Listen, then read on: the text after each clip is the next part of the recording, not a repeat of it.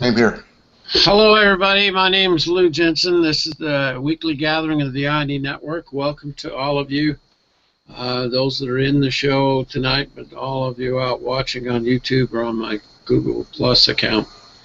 We appreciate you coming and attending our sessions. We do it once a week under a banner of what we call the IE Network, or Inspiration and Encouragement Network. We're all looking for a talent that we have, trying to develop that talent, eventually master that talent, and then learn to share it in the marketplace. And that sharing of our talents is creative ability is what's so challenging in the economy. I call it the Artistic Business Academy. We've been doing this now for 10 years to try and help each of our members gradually get a little better idea of what's going on in the economy and how can I make it work with the talent that I have. This series starts in January with the process of discovering a really great dream, something that you can go after that can kind of just consume the rest of your entire life. I found, was a general dentist for years, and I started carving eggshells with a high-speed power tool and dental drill, and I just couldn't believe what I was able to accomplish. Then I started selling my work in Park City and Aspen and Jackson Hole, and that just lit the fire even more. And then the hobby habit took over, and one thing led to another, and eventually in 3 years my income from my hobby was outdoing my dental income, and I was one surprised boy.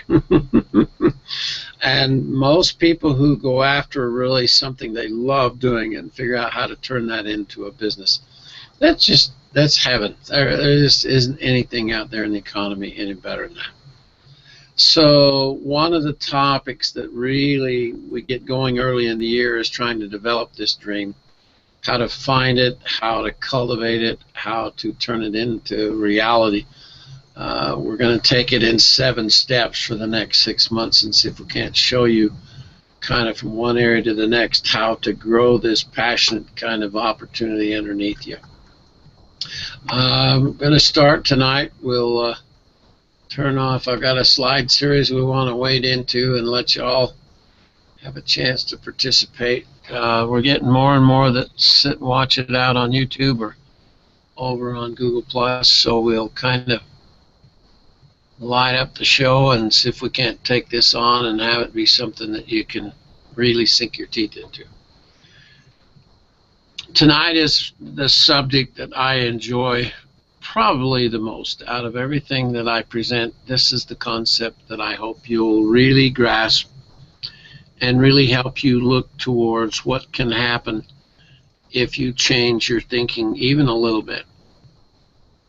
And if you can basically tell yourself the idea of what you're really after is, what am I going to do with the rest of my precious life? Most of us are a little bit further into our life and living journey than the young kids that are out there in the economy. And so for us, the time is not as liberal as it might have been. And so we have to kind of focus our efforts a little bit more, be a little bit more careful, because we just cannot do everything that we're thinking about doing, and move towards what is really Stephen Covey's second habit. Of the 7 Habits of Highly Effective People has been one of the major national business bestsellers ever. And Covey was my neighbor here in the Utah Valley, and when he came up with these 7 habits, boy, they just hit so hard. He's noted as top 25 most influential leaders in the world. And the second habit is begin with the end in mind, which is such an unusual concept. And if you can kind of realize that the way to project into your future is to see first, have the vision of what you're going after, and then move your life from your as-is world to something better over a gradual period of time. And so this fire of a vision that can come, that can just literally set you up, and start with the end in mind and then work backwards. Here's your as-is world now. Over here's your better world that you dream of and hope for. What will it take to get from here to here? And if you look at that a little, that really is a business plan. It's a life and living business plan, but nonetheless, it's details it would take to move your life in a direction of a great deal more passion. I've written a book on how to do all this called Opportunity Intersection. And there's 7 books in this series, along with an hour-long DVD video that goes with each of the steps. And this is in the first step 1. There's a gift of extraordinary passion that eternity sends to help us do something special with our talents, and that something special also helps keep us going during the rough times. If you can just realize that what you're after is this, not a category where I get up every day and then try and figure out what I'm going to do, you get way out in front of it and begin to realize this is where I would like to end up. And it begins to be clearer and clearer. The more effort you put into it, the more that particular concept begins to show up. If you'll promise yourself tonight, success is no accident, dedication is the process that produces results. Once you've got this vision of what you're going after and it's yours, you created the vision. You didn't have someone else say, well, why don't you go do this, why don't you go do that. It just fits you. It just suits you so well. You like what you're doing, and that's the direction you enjoy doing the most. And if you can go in that direction, then all of a sudden you begin to cultivate what I call literally your triple combination of your own battle plan, the way that you're going to get started, okay? In this first book here, okay, there's 3 sections that I like to have you build in a journal. The first section here is to capture every little thought and idea and whisper that comes into your life. This little workbook portion here can either be your phone now, or it can be your notebook, sketchbook, whatever. The biggest thing I see in people's mistake they make is they get the ideas and then they can't remember what the idea was. They're that volatile and that difficult to hang on to.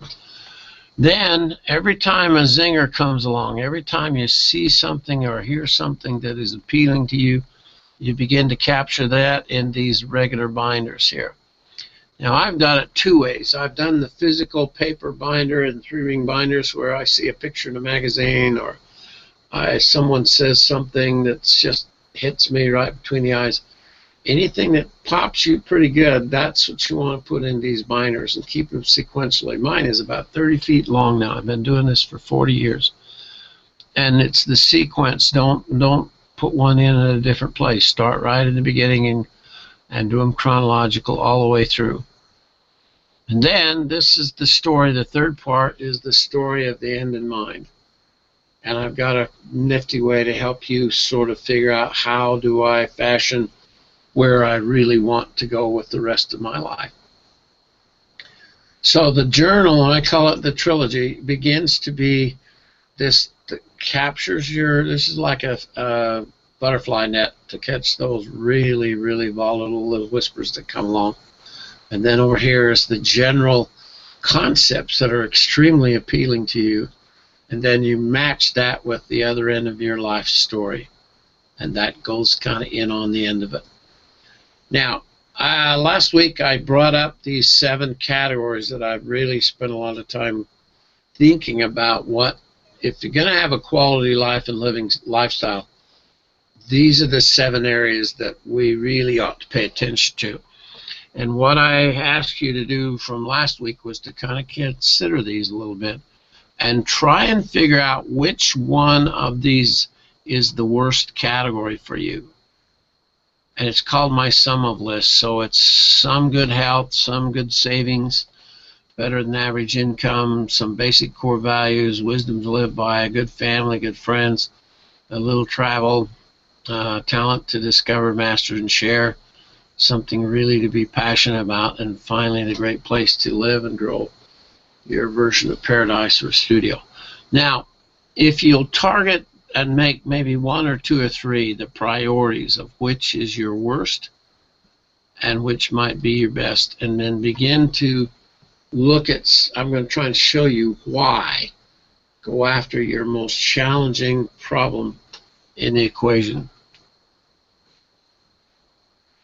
My friend came up with Doc's Hatchery before there was even a company, and I've used that as my cultivation ground, if you will, of good ideas. When something hits my brain and I don't want to lose it, they just feel valuable. They feel like, oh, wow, what a great idea. But invariably, a great idea will lead to another idea. And what you've got to do is cultivate them. You've got to hatch them. You've got to tend them and take care of them until they begin to grow into something that then absolutely lights your individual fire. It's the big dream, okay? I don't talk about little dreams. I talk about one big thing, okay? And when I promise people hanging out with me, all I've ever promised for years is it won't be dull.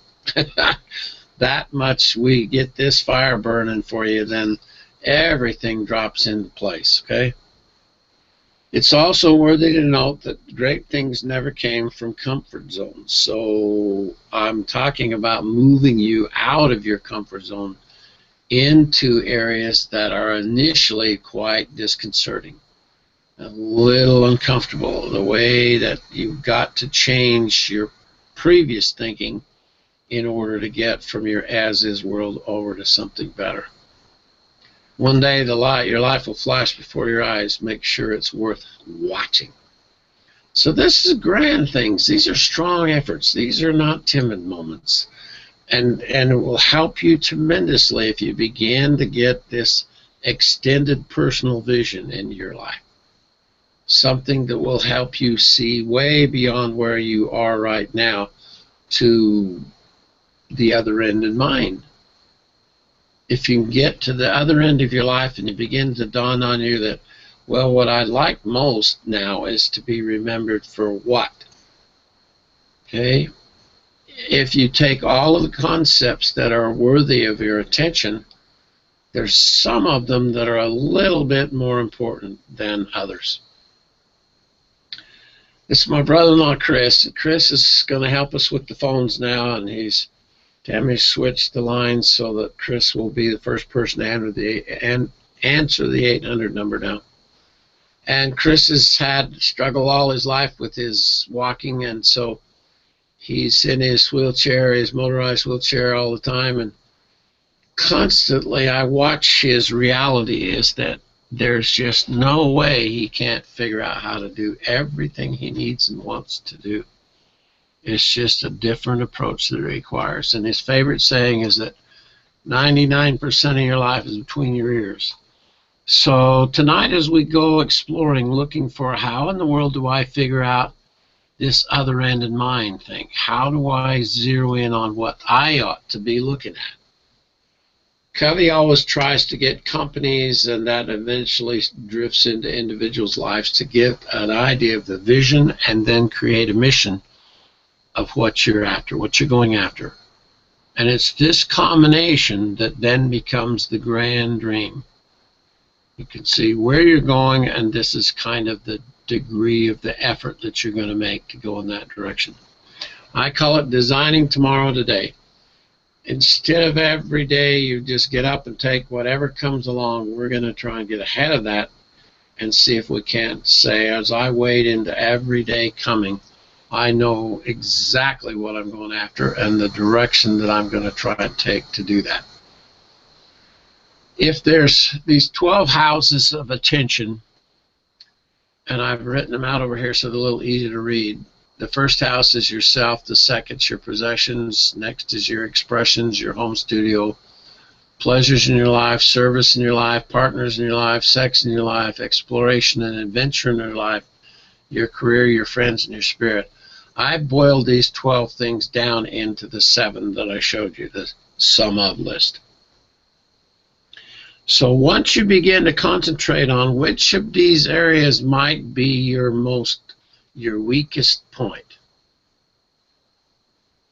Can you see that? Can you sense a little bit out of this entire picture what you maybe ought to be going toward? Because if you can get the vision, then the mission will show up. And if you can get the vision and the mission showing up, then you start having to create a strategy. Then you start making some plans. Okay, how do I get this from my as-is world over here to my better world? And you've got to decide, am I going to, I mean, the odds go way up with the plan. No plan means you're planning to fail. And I think I've created the greatest plan there is. I mean, Opportunity Intersection is all aimed at the marketplace of the economy of things that people want, not things that people need. And it's a huge, huge transition. First person, I think, to do that and look at the side of how did I make it work for myself, and then our 7-step master's program, how does it help each of our individuals who are struggling towards the mastery of something, how can they take this one step at a time and actually pull it off, okay? Vision is the art of seeing what is invisible to others. Now that, to me, presents it in such a conceptual way that it's you got to realize this is not necessarily an easy thing to go after. And I think I've stumbled onto an extremely good way to help you get the fire lit, because it's how I've done it. It's what I did in my own life and continue to do in my own life. Everybody around me is, Doc, where do you come up with all these crazy damn ideas? Well, I got a method and I got a way. Because if what you're looking at is this way or that way or another way, and you never ever quite zero in on anything, then you're probably going to struggle till you die. But wouldn't it be something if you could come up with something that just lit you up completely?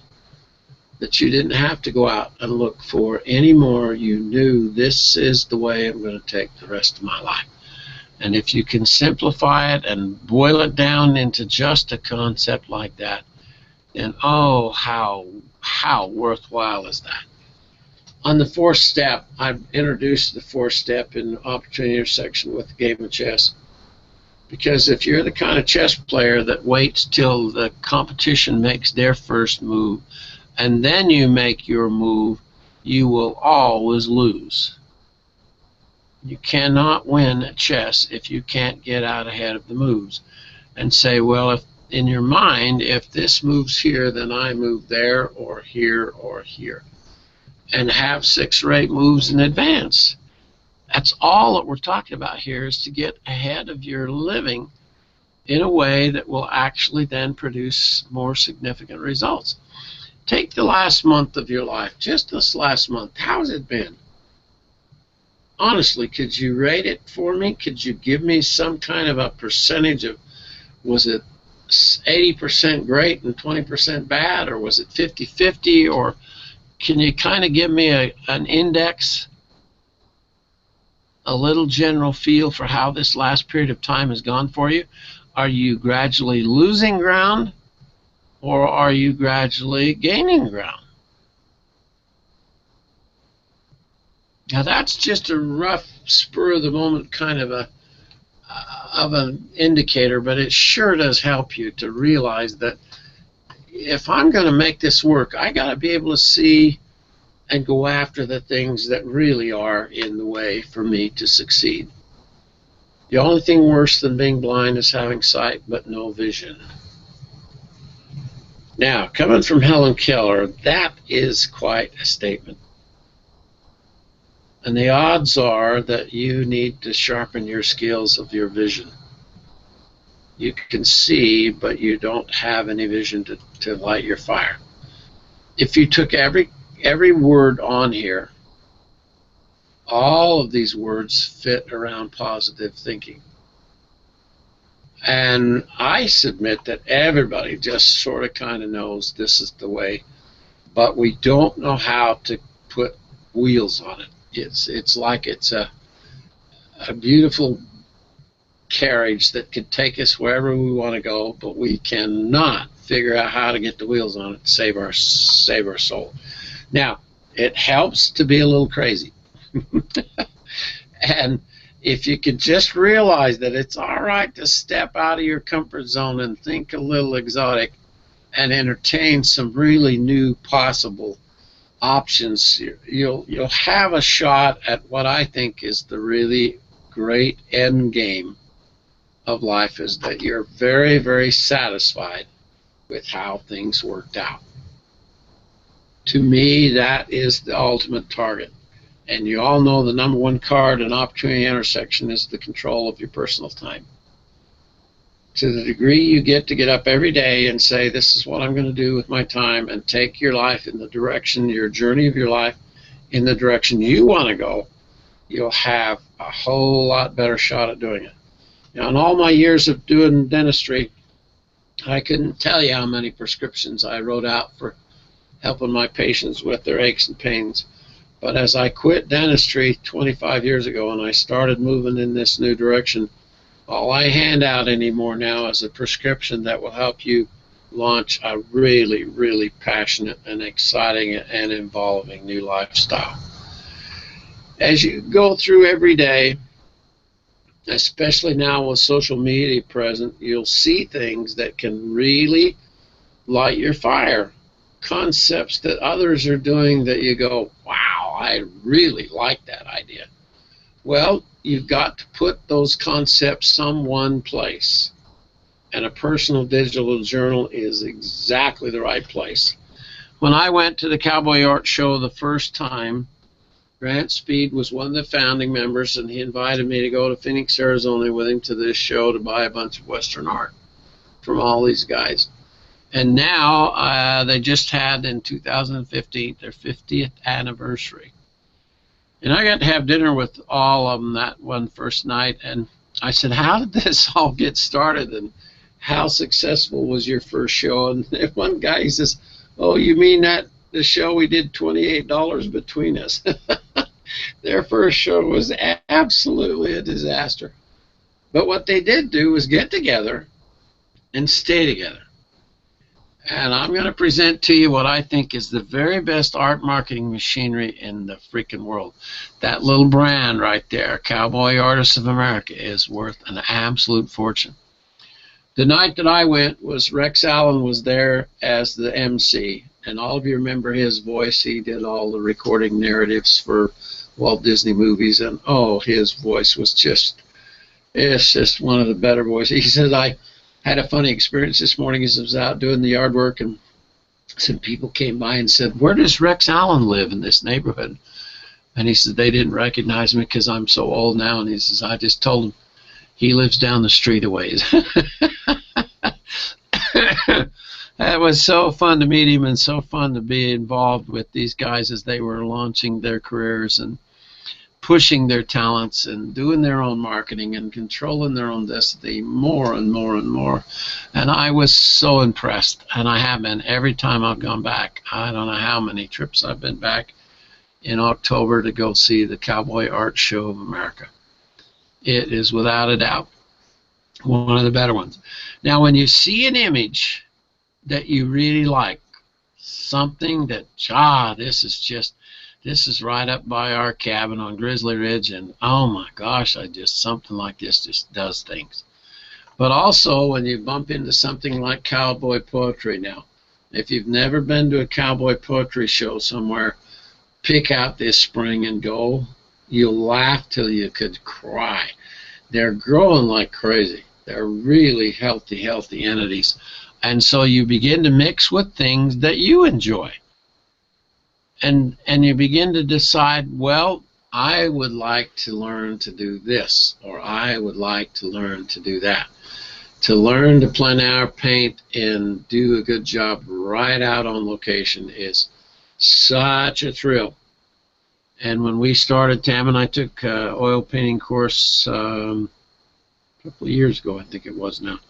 And oh my gosh, to begin to realize, hey, I can do this. I can do this. Then all of a sudden you see an image like this, and I go, you know what? If I was a Western artist painter, right there is where I would be painting. I am an airplane nut. And to see him doing this kind of rendition, you just sit and think, oh my God, to grow old in this spot right here would just serve me really, really well. One of the years I went down, I was down alone this time, and I ran into a brand new artist from the Cowboy Art Show named Fred Fellows, and he had his first piece out, and this was it. And it was mounted, and it's got a bronze plaque on it that said, "Gone are the days when an honest day's pay is for an honest day's work, exchange for an honest day's work." And oh, I wanted that piece. It was $16,000, and I hummed all evening long and finally decided not to buy it. But oh, I wish I had. Fred was the rookie that year, brand new to the Cowboy Art Members Association. Great artist already, but to belong to CA was his new adventure. And that night it didn't sell, and he was the only one who didn't sell anything that night. All the other artists made millions, and literally millions in sales, and he didn't sell anything. So the next day they have a party. They have a big banquet, and Grant had asked me to come and participate. I got to sit at the head table at the party that night with Fleming Foods guy, Jim Fleming, and a couple of golf pros, and it was just a grand evening. But no one had heard a word from Fred Fellows all day long. He just disappeared off the face of the earth, and everybody was worried, really rather anxious. And then all of a sudden, just as the evening got started, the banquet, he walked in his tuxedo and came in and participated. That night, this piece won Best of Show. And if you win Best of Show, or you bought Best of Show, then it automatically in the market economy doubles in price overnight. And he sold a bunch of pieces, 10 or 20 pieces that night, for $32,000 instead of the $16,000 that I could have gotten for. Now, this piece has gone on to become the brand for Fred Fellows ever since, and he's been the president of the Cowboy Art Association. He's one of the coolest guys I've ever met in my life. But I want you to notice, these are pretty ordinary people, except they're not. What they discovered early was they had some ability, and then they pursued it with tremendous focus and passion. They're playing with what they love to play with the most, doing what they love to do the most, and they've just excelled at it. And if this is something that really, it's got to be a zinger, it's got to be something that hits you pretty hard, then what you want to do is start collecting it as an idea and put it in your journal, and then put everything else in your journal that you also like, and begin to see if you can find a pattern. What you're looking for is something that leads you from this just is so well done. My good Lord, I just can't believe how classy that looks. I put this in tonight for you, Jay, because I just saw that and I went, oh, damn, that's right up Jay Richardson's alley. I can see a Harley Derby cover. Heavy relief carve. This is really aggressive. But when you see a style and a texture and a composition that you like, then that's where you really start to try and go. This is one of the most unique things I've ever seen. It's bent wire in the shape of the horse, and talk about an incredibly creative piece. I just went, oh man, that ought to light somebody's fire in our network. When you see it done this way and say, I wonder if I could carve an eggshell that way. I wonder if I could turn a piece of wood into something like that. Then you see something like this. When you see the tooling and the pattern work and the design and the graphics on saddles and saddlery, there's just nothing better. Nothing better. But what I do is I pull that out and put it over on my eggshells, or I'll carve it in a piece of wood. And yet, if you don't capture that pattern and capture that thought, you'll forget about it. And it just wanders off and doesn't do you any good.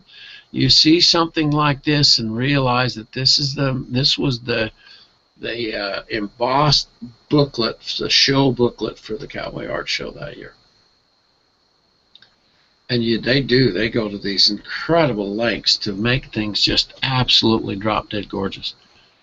And when you start seeing the kind of artists that you prefer, begin to know who they are and what kind of artwork they do. This is Howard Terpening. Howard Terpening is the most famous cowboy western artist alive in the United States at the moment. And he's been here for quite a while. And this guy started leading the bunch with cowboy artists. And he's the first one to start to charge over 100 grand per piece. And once you begin to look at what he does and kind of how he does everything, there's a style. It's a look that Howard generally, you can spot it. You just know that this is a Howard Terpening piece, even without seeing it, a brand or his signature painted on the surface. This is one of my favorite. I'm Firestarter, Lou Jensen, and I did this with my scouts, and I've been starting fires ever since. So if you don't want a fire in your life that gets you passionate thing turned up, then keep away from me, because I am bound and determined to help you find that energy that will help you fulfill the remaining days of your life. It's just, I can't do it for you, but I can certainly help you find the kindling and get the spark. And oh, Howard does such a good job of his things. Everything he does is just scrumptious to me. So putting that kind of an individual, what they're doing is what you want to study for your own doing. You follow me? That zinger, that you might not be a painter and get $1 million a painting like Howard's doing, but there's something about what he does that passion is what you're then in search of.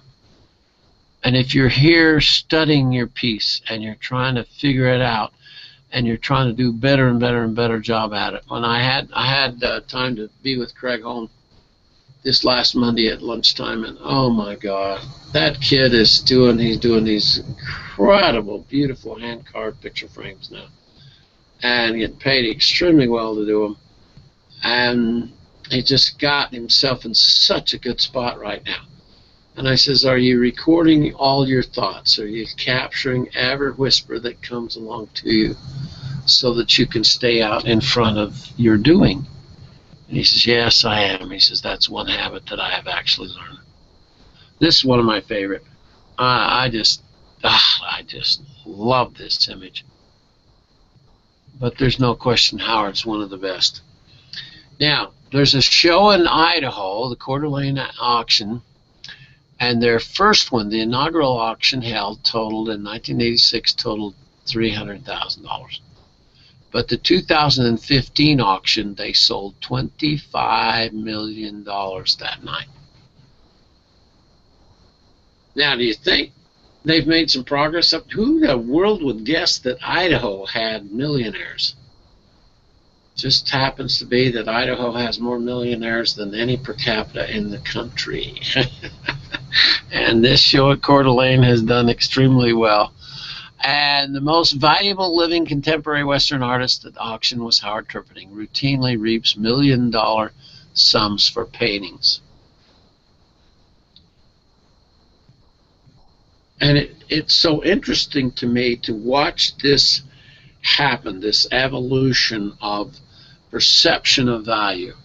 It starts out like everything we do not having much value, but I think we're the ones that learn to develop the value and the perception of value. And it always comes from this within thing, okay? This voice, this inner voice that is, I think everyone does have it. I really do. I just think most of us don't listen to it. We don't pay attention to it. And if you can sense at all that success is this climb of Success Mountain, is focus minus distraction.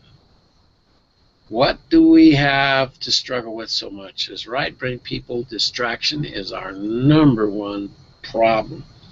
We're into everything. We like everything. We fiddle with this and fiddle with that and fiddle with this and fiddle with that.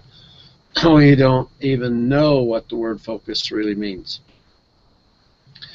When you see this, Nicholas, we know the Coleman family really well, and this 24 by 34 masonite attracted 2 bids in the room, and one of them came in on the phone and estimated $5,000 to $7,000. It actually sold for $27,500. and the Koch brothers are the ones that purchased it. Now, what I look for is something that I like. I love teepees. I love canoes. I like how they've laid it out a little flatter and a little bit more appealing. And then this is a little rough water here and a little really calm water here. I like the colors. I like the style. I like the image. I like everything about it. And I know that it's Nick Coleman's work, and I now know Koch brothers own it, and I also know how much it sold for. Now that goes into my journal. And I don't have a clue right now where it fits, but I guarantee you at some point it will begin to fit, and I'm going to see how it fits in my own life. We can think about things and never perceive anything different, but the trick is to see what we should see. This is a famous sculpture of the Newtonian moment when gravity was discovered. He was thinking and considering, and it had been for a long time, and then the apple fell out of the tree and dawned on him that gravity was what we're really dealing with here. And this is the recognition. This is the point when you put this into your digital journal. Every time you see that, you're thinking, now what I got to do is recognize this expectation. I am going to figure this out. I am going to sort this out. I'm going to find a way to pull this concept and idea into my life. But if you don't capture this image, then that just goes right on by and doesn't do you an ounce of good.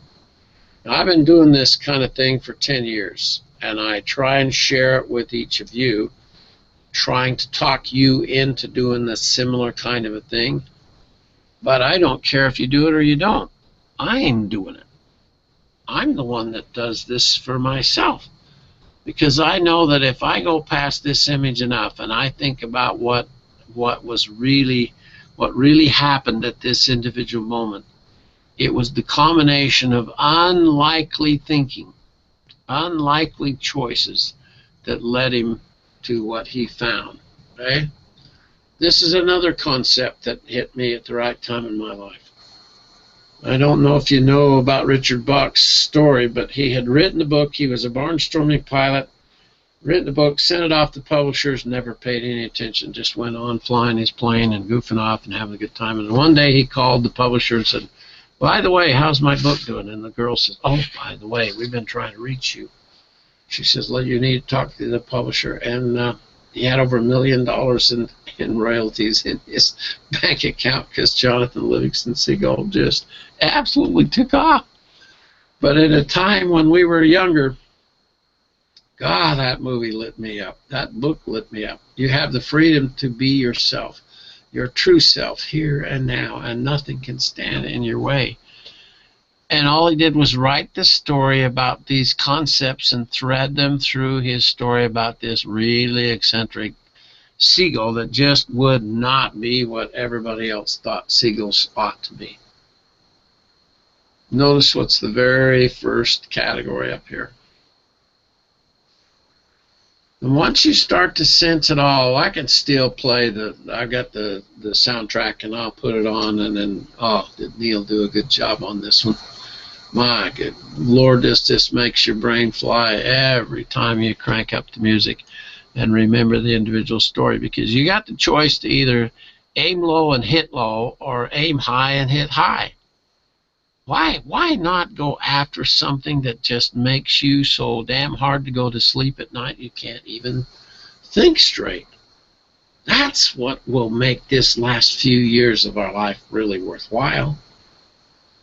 I've been listening to this kid do his TED Talks, Johnson, and he doesn't talk about where ideas come from. It's a very scientific orientation constantly. And most of the presentations on TED are that. And he's done quite a bit of individual research on where ideas come from, and he thinks that it's a part of what he calls a neural network, the relationship between all the neurons and ganglions of all of our brains, and the connections somewhat between each of us as well is what begins to stimulate it. And then he made the statement, chance favors connected minds. And this thought has just been so appealing to me because all of you who participated with the ID Network to some degree, you have to be involved. You got to keep yourself involved. You got to show up and mix with us and learn who's who and visit with who's who and begin to be supportive of them and what they're doing. And then somehow that returns ideas and stimulation to you. And so the possibility of finding what you really are looking here also depends on this amazing mix between those of us looking for the same thing. He talked a lot about whether it's a good idea to connect with your idea and spread it around, or whether you're supposed to just keep the cards really close to you and not share it. And he is much more for connecting. The fact that the government stayed out of the internet and trying to button it down has been better for the internet as a whole, because it's allowed to just to explode. So he encourages, there are times to be really, really careful with who you do spread your ideas and concepts with, but it's still really important to turn it into something. This was the first coffee house in London. It was 1860, and this was where you began to get your coffee. Instead of an alcoholic drink, you could come and have coffee and a sandwich or something, or a donut. And obviously that concept has really, really spread. But he says he could track so many ideas that were germinated, that were cultivated and hatched in the coffee shops. And he says the odds are that most of you today used a concept that literally has come from this coffee shop to find your way around today. On October the 4th, 1957, Russia launched the Sputnik satellite, and it began to orbit the Earth and just turned the world upside down on that very day. But on that very day, the guys at NASA were watching this happen, and obviously a little bit embarrassed, because we were the ones that were supposed to go up there and take care and do all this business first, but we didn't. One of the guys said, I wonder if we can track and measure how fast it is going. There's a signal coming from it. So they zeroed in on the signal and started playing around with their great big whole room computer, and eventually they had it mapped out completely, its orbit around the Earth. Well, then the head of NASA came along. He says, can you guys reverse this process a little? He says, you're on Earth fixed, and you're measuring and tracking a moving object in the sky, but could you do it just the opposite? He says, I've been charged by the Pentagon to track all of our nuclear submarines and make it much more accurate. So on that day, October 4th, 1957, GPS navigation was invented, was discovered, was developed. It didn't all happen in one day, but the idea, the concept came out of this amazing moment. And all of a sudden, people who were all connected and all related said, oh man, look what we've stumbled onto here. And as you start looking for concepts that will become the remaining days of your life, I submit that they will come as whispers. But you're the one that has to watch for the purposefulness. You're the one that has to thread the tapestry and make these come together. And from this point forward in your life, Richard Bach said, you're always free to change your mind and choose a different path or a different past.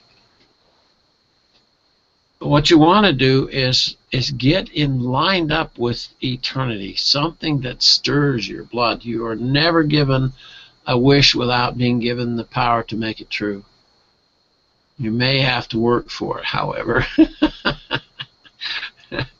But it never feels like work. Once you got something you're wound up about doing, I got to get that book done. I got to get that story perfected. I've got to go travel here. I've got to go do this there. To fly as fast as thought to anywhere that is, he said, you must begin by knowing that you have already arrived. Weren't these some brilliant statements, some brilliant concepts that Bach put into this beginnings of his writing? And wouldn't it be neat if you could call yourself a visionary? Don't have to have the vision for everyone else. You just have to be able to sort it out for yourself. Now, I think I've found a way to help you with this inner voice thing. It isn't without you. It is and will be found within you. Believe you can, and you're halfway there. So if you'll just put your criticism aside and try and just come swim with me with an idea that's very eccentric, very unusual, very unique, and it will help you go figure out the other end in mind first. And then what you do is put the two together, where you are now connected with where you hope to be one day. No shortage of remarkable ideas. The missing ingredient is the execution of them. And I'm going to challenge you with what if I'm right. I'm so determined to put this into position and have it go on after I'm gone, because I think I've changed the way, the thinking way, pathway of innovation. Now, there was a guy that Martin posted this today, all right, and I'm trying to help you understand that I'm putting this show together, and I have been for a year, and then I'm putting things together and trying to sort it all out the last couple of days, and then all of a sudden I look at this that Martin put up this morning, and this is the age of Henry VIII. And Martin Luther was right there alongside him, and Leonardo da Vinci lived here, and Michelangelo lived here. So you get the rather length of their life, but it's called horizontal history. And it's such a neat concept. I've never in all my years seen it done this way. But what you get is this overlapping period of time of who was doing what, okay? And you begin to realize that he said this is one of the greatest periods of productivity in history. Everything changed in this period of time. The art, the thinking, all of it, and they had to have influenced each other dramatically. So I don't know how. Maybe it was their internet and their smartphones that helped them connect. I'm not really certain how they did that. But I want you to think about something really, really unique.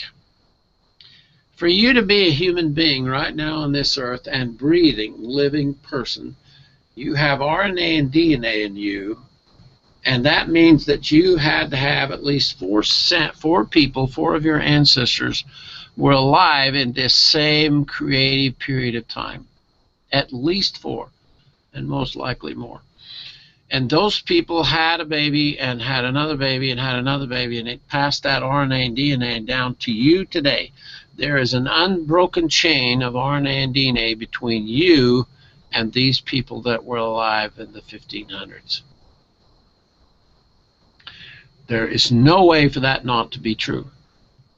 Now, I think other than your RNA and DNA or your physical traits and characteristics, each of these people lived their entire lives long, and there is no question that our thoughts and activities do tend to influence our DNA. DNA is a matrix that produces your physical characteristics, but I think we also have a component of spiritual impact as well. That we've just not discovered it yet. We don't even know that it exists. But all of these people's lives, they lived their lives, they're long gone now. But their sacrifice and their struggle of their individual life in the life of that child then went from grandpa to grandson and on down the line, all the way down to you, okay? Now, you got your RNA and DNA right now, but what if your ancestors still have some element of spirituality, that they still exist, that they didn't die and just go away when we die? What if you think they'd be interested in your life now? That if their life contributed to yours, wouldn't they be interested in what's going on in our life? And what if they could send these little signals?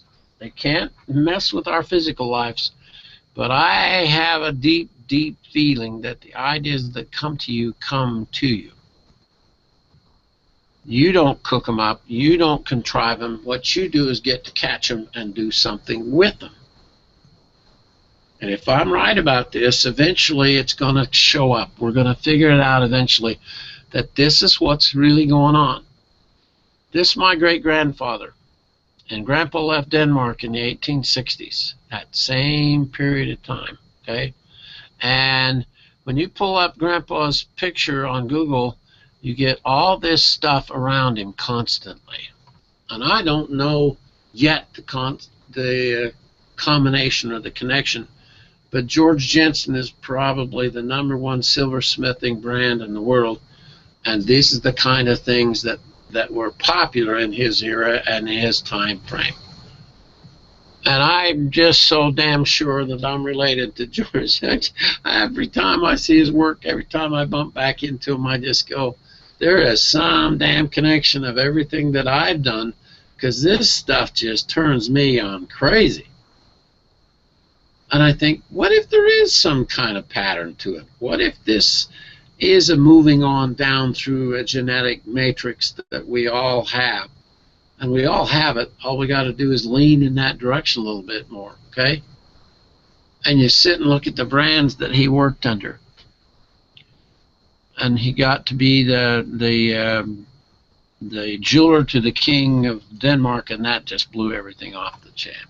You know, they just sold out the brand for $140 million. The family sold it. And when you look at the kind of stuff we do and have done in our circle for so long, and then see a similar kind of hand-done kind of an overall look, can't tell, but it sure feels like there's a connection there, okay? Success is due to our stretching to the challenges of life. Failure comes when we shrink from the challenges. If you aren't in over your head, how do you know how tall you are? Now, what if there's something to this? And I see these kinds of connections, and I think somebody put in their entire life trying to do the best they could with their life and living, and that then in turn really helped mine. Grandpa brought 1,000 people from Denmark to settle and immigrate to Utah in Sanpete County, right smack in the center of Utah. And long before I knew any of this, one of the first kids I met when I went to the university and as a sophomore, right off my mission, was Marlon Jensen. And we just enjoyed each other's company. We just hit it off right off the bat, but we couldn't see any real connection in those days. Marlon went on, became an attorney, and then became the head of the church's history department. And I've now had 40, 50 years of friendships and relationship with Marlon.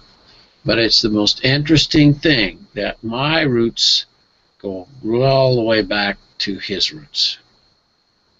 And we just often don't realize what those connections kind of even can be. This is our panoramic view of downtown Salt Lake City. This is where our state capitol is up here.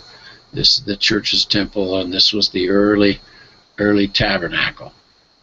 Now, I just found a couple of weeks ago, I found a book that my dad wrote in, and he wrote an article about Grandpa Jensen, and he and his sister put this article together, and it says, he started his journal in 1896. He wrote a really good journal, by the way. I'm so proud of him. Everything was recorded. He says Utah became a state at New Year's in 1896. The Republican Party was in office, and there was a great celebration all over the state. He, in this building right here, was the person who stood up at the pulpit and suggested that everyone in the state put their old war wounds away, because there'd been quite a lot of trouble between Mormonism and early U.S. history. Put it all away and let's become a state and get on with it. And he spoke right inside that building. Now, I don't know if you can see it, but we're up having dinner at Jack's house is right there. One of the best views in the country. When you see an image that just smacks you so hard, I went, oh, God, I got to have two of those. Even this, whatever is that turns you on, is what you should put in your journals and begin to track those things that are important to you. They just feel important, the things that you really ought to pay attention to. And eventually you'll see a pattern that will begin to show up of who you maybe ought to become. And then when you're facing your greatest amount of opposition, you're coming close to the miracle that will basically build the remaining part of your life. And you see how all this fits?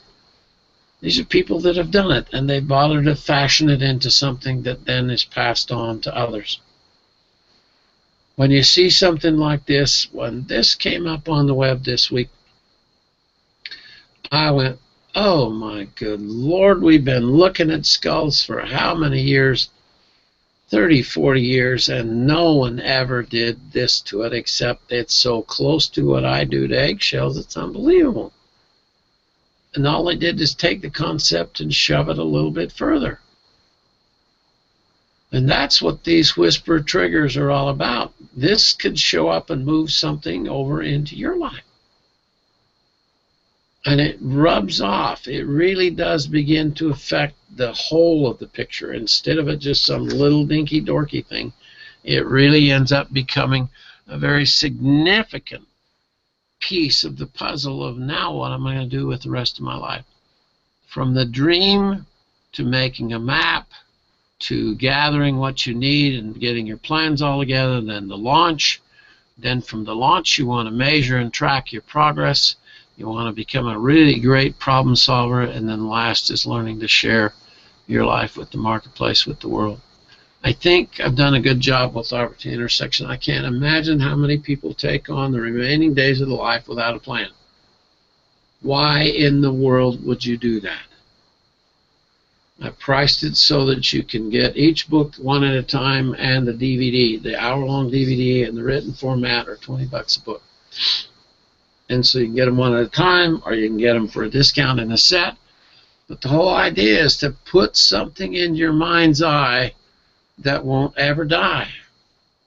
Something that keeps you focused and going in the direction that you can finally sink your teeth into and say, every day I have something to live for, other than just surviving. Resolve today to make this 2016 year the best year of your life. And why not? Look how cool this is put together. Metcalf does such a great job. You have to be a little crazy, so it's okay, guys. Talk crazy and act crazy and work a little more at it. But zero in on the things that need to be attention first. My health's been giving me a little trouble, and that's the one that I'm really concentrating on now. I've just got to bring that around. I've ignored it too much. So, there's something in your life that really deserves the attention. Go on to my communities and find a digital journal. Go in and sign up as a member, and then start learning how to put a digital journal on your computer or on your phone and use it. Begin to fill it up with these zingers, the ideas and concepts that really are appealing to you. I preach and show a lot of Steve Jobs stuff, but they just published a picture of him as he was dying. This was the last statement that he ever made, and then it was all over for him, okay? He went after the wealth in the beginning part of his life. He says, but I can only take with me the memories that are strengthened by love. This is the true wealth that will follow you and will accompany you, will give you strength and the light to go ahead. Everything is in your heart and in your hands already.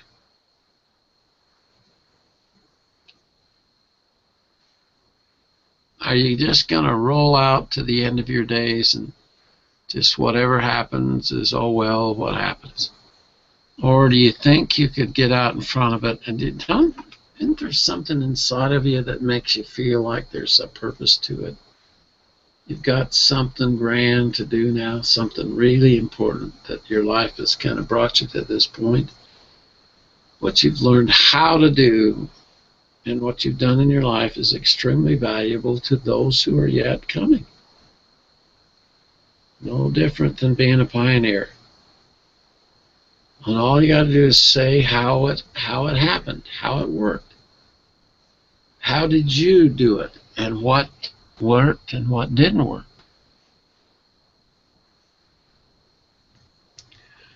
Marketing is no longer about the stuff that you make, but about the stories you tell. Every piece has to have a story.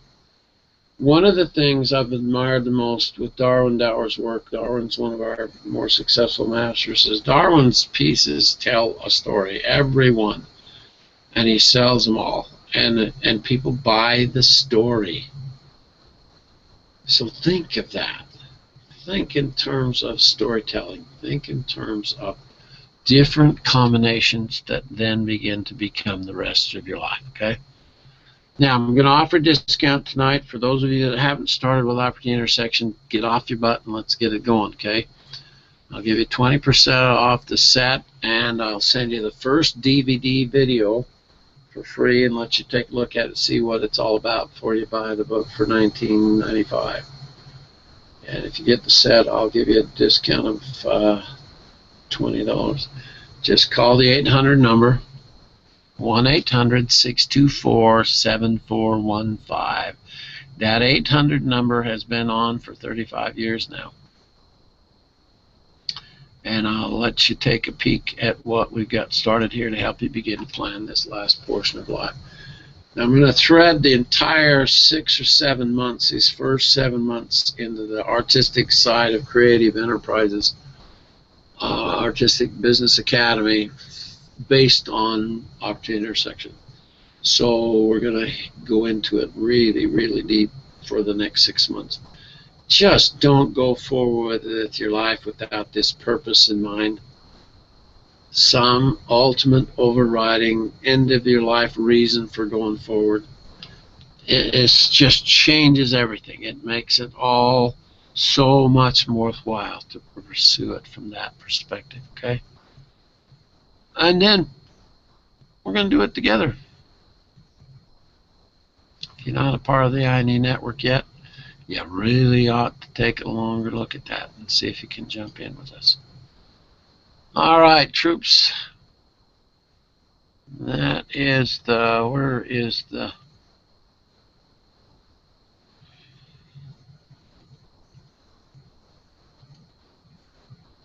have I got that part done? All right, I think we got that part squared away. Nick's out here. Are you still with us, Nick? Are you down in class with Keith? Yes. How's it going? Are you having a good time? Yes. Quite a thing to sit with old Ketone. You've been out here many, many times. Yep. Always a great time. Isn't it? It's just, never long enough, I should say. Yeah, that is the dilemma. Every time you get with him, you just sit and think, oh, if I could just suck a little more. I just can't get over how Keith can just stay with it. He dearly loves what he's doing, but his creative side of him, coming up with all the new things in and related to it, aren't the books amazing? They are, and what's great is we're expanding upon them as we're working on it. Good. So, even more. Yeah. There's something phenomenal about this whole new adventure that they're working on. So, all right, we'll see if we can't come down and visit you Friday. You gonna be around Friday? Yes. All right, good. We'll see if we can't come down and say hello. You get a chance. All right. Yeah, that would be fun. Anybody else got a comment they want to make? Jay, did this turn anything on in your life tonight, dude? Oh yeah, I think it's given me some more ideas to work on. So, not that you lack for ideas at all, dude. well, and I've actually had people tell me, because of some of my ideas and some of my designs, that I try to do on bikes. I mean, they've looked at me and told me straight out, you have got to be crazy to even try them. Good. When you hear those words often enough, that should tell you you're at least headed in the right direction, bud. That's the right direction to go. It helps. It's not the only requirement in life to get through it, but it does help to be a little crazy. It really does. Anybody else want to make a comment about tonight? Yeah, Tam Marie tried getting on, but she couldn't get past the invite. Apparently is screwing her up. I don't know what it was the plug-in. The Hangout plug-in wouldn't let her get past it. Well, I'm going to have to do a separate one with her and fix that so we don't have to do it the last minute. Whenever we leave at the last minute, then I get caught and I can't solve the problem in the distance. So we'll... I understand not solving the problem over distance. There's a few things in life like that, isn't there, Mel?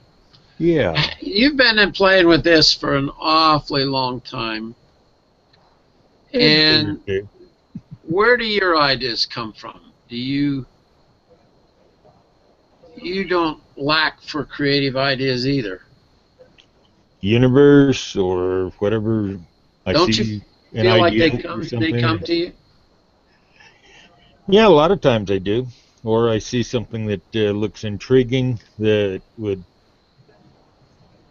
let me push the envelope a little bit more. It just almost screams at you saying, hey, pay attention. You always look at it and say, oh, I got to do that. Oh, I got to do that. I got to try that. I mean, you always push the envelope, because if you don't, and you just do the easy stuff, it's all the same. Yeah. Gets a little stale that way, doesn't it? Yeah. Yeah. And you made a comment about my joust in maple. Yeah. You don't push the envelope, it ain't no fun. What Mel did is he put his picture up that he carves relief inside of relief inside of relief. He just gets clear carried away. And when you can see what you can do and the direction that you could put into it, oh, is that fun to watch? There it is right there. Is that great? And see, a lot of his life is heraldry. He does into that a lot. A lot of his shows are heraldry, but that's relief in... You can see that it just jumps out at you. And then jumps out at you too, and so he's really, that's a great effort. Very, very well done. That was fun to see this week. Yeah, it was fun. Yeah, that one took me a couple of years to do. Yeah, that one's a while. Because I only worked on it when I felt like it. Yeah, that's kind of how I'm doing on the College of Magical Knowledge. I've decided to never finish it because it really is, it's my Sistine Chapel that never gets done. Just already warned the kids. I said, that's not one I'm ever even going to finish. I just play with it when I'm in the mood. But it's always been so much fun to wrestle with those ideas. Yeah, and I like doing so many different types of things that I've got a dozen different hobbies going at once. Well, your skills are such a wide range of skills, so your technical background allows you to overlap so many different disciplines. And I think that's your real advantage.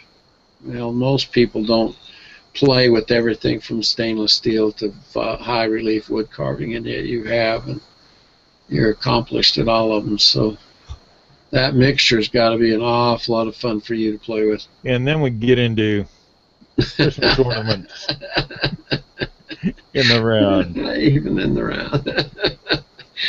Oh, shoot. Never ends. Never ends. Something fun to do and keep you entertained every minute, right? There's always something to work on. Always something to work on. And there's always a way. Yeah, whether you're sketching or doodling, whatever. I told Craig's new sketches on these mirrors he's doing are just amazing. And I said, I hope you're photographing them. I hope you're keeping them, because the designs, the guy that's paying him to do the mirrors doesn't own the design and the clays that he's doing. And oh, can you imagine the future that kid's going to have when he starts turning around and marketing those? Just, he's doing the finest work he's ever done. He's always been good, but right now he's just going clear off the chart. I'm really proud of him. What do you think, Ron? Is there anything in this going to the end in mind concept that you understand and that you want to add anything to? I don't know if I can add to it, but it's we've talked about that for years, and it's kind of helped me get a direction, especially in the last few years with my back problems. So you were forced to go in another direction, weren't you? yeah, I didn't have a choice. I kind of got pushed by poor health to go in another direction. So Well, that's how opportunity works often. We don't see it one way, and then the door opens and a whole nother option opens up. Isn't it the most dramatic thing how different our hangouts have happened and our webinars on the internet have shifted in this 10-year period? The technology was so immature when we first started. Remember, we couldn't even get through a show without 2 or 3 blackouts and technology deficiencies, just like early television. And now they're just getting it better and better and better. And we're all figuring out how to better to use it. You're on to a really good format right now. It's going to be exciting this year to see what you come up with the new directions. It's exciting, and some of the stuff that I'm doing and going to be doing. So it's going to be interesting to see where it takes me. We want to tease everybody. Ron's got a big surprise coming, so when it shows up, we'll let you know how he's doing and what he's doing. It's going to be an awful lot of fun. A free Powerball ticket? Oh, yeah, that hasn't hit yet tonight, has it? It's just No. No, it's up to 1.5 billion. 5 billion. 50. You can't help but get swept into that, could you? If you could just give everybody $1 million and still have 500 left over, that would be quite. Oh, I hang out with a buddy that's got $244 million in one stroke, and hanging out with him is just amazing. And Jack's got even more money, and people like that, it's so hard because we struggle our whole lives wishing we could get to that point, but likely never will. Yeah, after you cut it in half, it's kind of tough to live on 500 million. Yeah, it is, isn't it? That's really hard. and it tends to wreck everybody's life anyway, so we're better off not winning. I'm a for sure not winner because I didn't buy a ticket. Think of all the new hand pieces you could buy with 500. Oh, good Lord. I could sweep the earth with drills, couldn't I? You could have a different burr in every hand piece to do something. Different burr. We had a guy call today that has got his kit in 92 and not been doing it for a while, but he's got a gun to carve now and he needed a whole new set of burrs. So it's so interesting how it's affected people's lives from the 70s when it got started to where it is now. And I feel like because of social media, there's a whole new wave, tsunami coming of people of interest in doing something with their hands and learning something creative with personalization. It's just such an incredibly good little concept. Yesterday, I had a girl who got a hold of us from New York, and she's developed her own new spice line, and she wants to sell her spices with custom engraved on the bottles, personalized like you were doing, Ron. And I told her some of the things that you guys had accomplished already, and she says, I knew it, I knew you guys had the answer, she says. I've been following you guys for years, so it's amazing how the combinations come together. I appreciate all of you immensely for your participation and your time. I hope there's something here tonight, some one thing that just, if you'll just ask all eternity for what should I do now, be really faithful every day of reaching out to all of your ancestors who have already gone by and say, if there's something important that I'm supposed to get done now, I need a whisper. I need to be able to know what now am I supposed to accomplish with these last precious few years.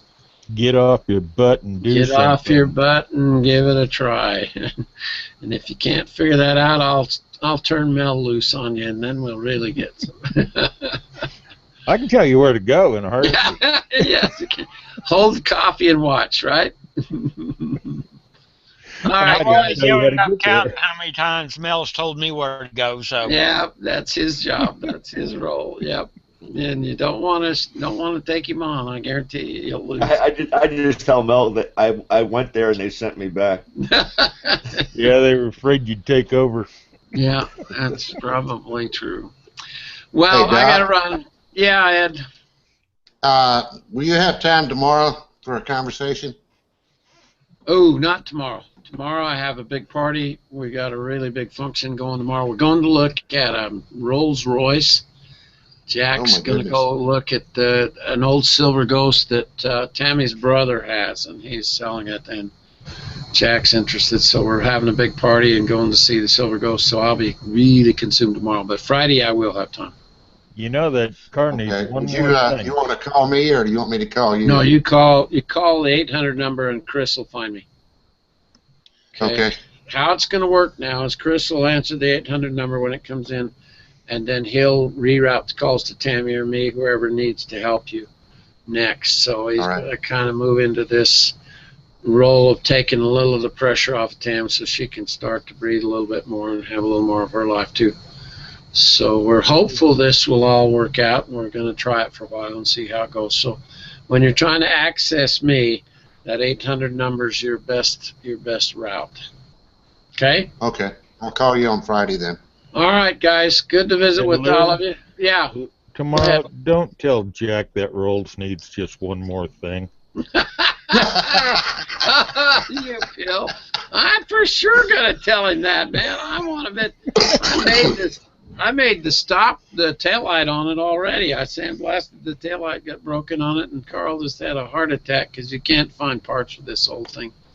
It's got pictures of it. I got to get the pictures tomorrow, too, so you guys can all see. It's convertible old Rolls with the great big fenders. I can't remember, 1921 or something like that. Oh, my. But the Would you take a chance working on it?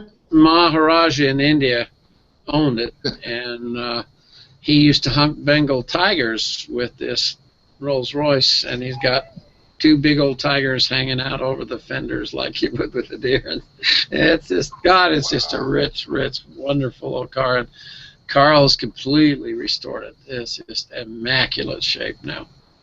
Whenever we go to breakfast, we go to Sunday breakfast and Golden Rolls, and he takes that Rolls ornament, the radiator hood ornament, and it always comes off and comes in with us. He doesn't dare leave it out where it can be stolen.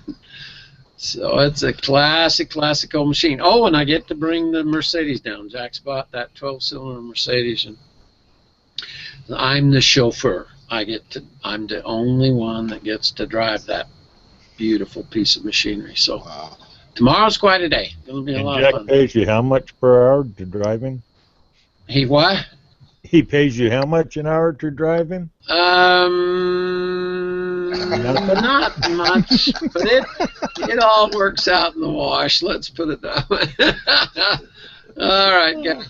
Hey, if you do ask him, I want to know what his reaction is to your saying that there's only you need only one more Just one thing more for thing. that All Rolls Royce. All right, we'll wait and see how that turns out. Now, That's you do have a chauffeur's cap, don't That's you? my favorite line. No, Carla's getting it. I'm getting a really elegant coat and hat here before long because that car really needs to have a chauffeur to drive it. So, catch you later, guys. Thank you for Good night. everything tonight. We'll see you next week.